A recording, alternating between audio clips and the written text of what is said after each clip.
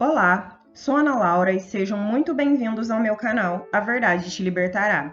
O tema de hoje é: você está com medo da morte? Assista a este vídeo. Apesar da morte ser uma das únicas certezas da vida, não é algo natural. O ser humano não foi criado para morrer. A sua existência se iniciou no Jardim do Éden, onde ele viveu em total comunhão com Deus e teve autoridade sobre toda a criação divina. Contudo, ao pecar foi despojado de todos os privilégios que possuíra, inclusive viver eternamente. Para entendermos melhor, é necessário saber o que significa a morte. Ela é a separação entre corpo e espírito. Separação essa que demonstra o quão desprezível é o pecado. Faz com que voltemos ao pó de onde fomos feitos, e o espírito vai para Deus que o deu. Se o salário do pecado é a morte, então não existe destino mais justo ao homem do que isto.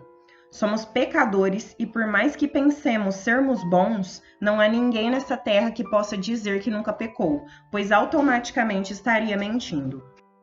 Sim, é algo terrível essa separação, pois por mais que o homem pense ser espírito, somos corpo também, e deixar de ter um é antinatural. Por isso mesmo que na segunda vinda de Cristo haverá a ressurreição dos mortos, isto é, a junção novamente do corpo com o espírito. Ficaremos dessa forma eternamente, os santos em novos céus e nova terra, e os ímpios sofrerão no inferno para sempre. Posso dizer a você que há uma saída para a morte. A morte não precisa ter a última palavra para você. O Evangelho trouxe vida abundante, vida permanente, de modo que concede àqueles que creem no Filho de Deus a vitória sobre ela. Você morrerá sim, porém não permanecerá desta forma para sempre. Não há como mudar o fato de morrer, pois o pecado demanda a morte, tendo ela legitimidade para agir em nós. Mas Cristo a derrotou com a sua morte na cruz. A morte do Cordeiro pagou efetivamente por todos os pecados daqueles que nele confiam. Não importa sua raça, suas posses, o nome ou sobrenome que você possui, sua nacionalidade. Saiba que Deus não faz acepção de pessoas e encontra-se de braços abertos para recebê-lo neste momento. Entre mentes, isto não permanecerá assim para sempre. Há um tempo determinado para o perdão, a graça e a misericórdia divina. A volta dele marcará o fim deste tempo, e isso poderá ocorrer de forma geral, quando todo o olho o verá descendo do céu, ou de forma individual, quando a sua morte física ocorrer. Não creia que você reencarnará, pois isto é uma mentira criada por Satanás para enganar o homem, vendando os seus olhos para não verem a destruição que logo se aproxima. Assim, o homem continuará vivendo sem se atentar do grande perigo que está a caminho. Como está escrito, o homem está destinado a morrer uma só vez e depois disso enfrentar o juízo. Hebreus 9:27. A morte de Cristo na cruz derrotou de uma vez por todas o poder da morte sobre aqueles que creem em seu nome, pois o pecado daqueles que lhe pertencem foi vencido, tendo a morte perdido sua autoridade sobre estes. Assim, o destino daqueles que são do povo do Cordeiro está resguardado. Foram salvos da morte eterna que se encontra no inferno criado por Deus, sendo ele mesmo responsável por condenar e lançar no inferno todos os que não crerem no seu nome, inclusive o diabo e seus anjos. O salvo não precisa ter medo da morte, pois Cristo atravessará com ele todo o percurso, estará o aguardando para recebê-lo de braços abertos em seu reino de glória. Por isso, para o cristão, o viver é Cristo e o morrer é lucro. Filipenses 1:21. Aguardo ansiosamente e espero que em nada serei envergonhado.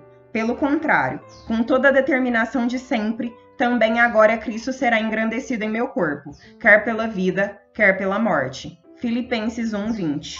Estou pressionado dos dois lados. Desejo partir e estar com Cristo, o que é muito melhor. Filipenses 1:23.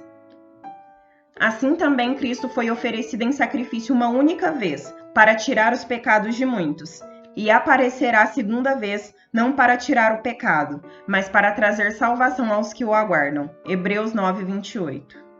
E não temais os que matam o corpo e não podem matar a alma. Temei antes aquele que pode fazer perecer no inferno a alma e o corpo. Mateus 10:28. Porque Deus amou o mundo de tal maneira que deu o seu Filho unigênito, para que todo aquele que nele crê não pereça, mas tenha a vida eterna. João 3,16. Não quero, porém, irmãos, que sejais ignorantes acerca dos que já dormem, para que não vos entristeçais, como os demais, que não têm esperança. Porque se cremos que Jesus morreu e ressuscitou, assim também aos que em Jesus dormem, Deus os tornará a trazer com ele. 1 Tessalonicenses 4, do 13 ao 14. Ainda que eu andasse pelo vale da sombra da morte, não temeria mal algum, porque tu estás comigo, a tua vara e o teu cajado me consolam. Salmos 23, 4. Porque, se pela ofensa de um só a morte reinou por este, muito mais aos que recebem a abundância da graça e do dom da justiça reinarão em vida por um só, Jesus Cristo. Romanos 5,17. Onde está, ó morte, o teu aguilhão? Onde está, ó inferno, a tua vitória? Ora, o aguilhão da morte é o pecado, e a força do pecado é a lei. Mas graças a Deus que nos dá a vitória por nosso Senhor Jesus Cristo. 1 Coríntios 15, do 55 ao 57. E clamando Jesus com grande voz, disse: Pai, nas tuas mãos entrego o meu espírito. E havendo dito isto, expirou. Lucas 23, 46. Bom, por hoje é só, pessoal. Inscrevam-se, curtam e compartilhem para ajudar no avanço do reino. Deixem seu comentário sobre os assuntos que gostaria de ouvir. Fiquem com Deus e até a próxima!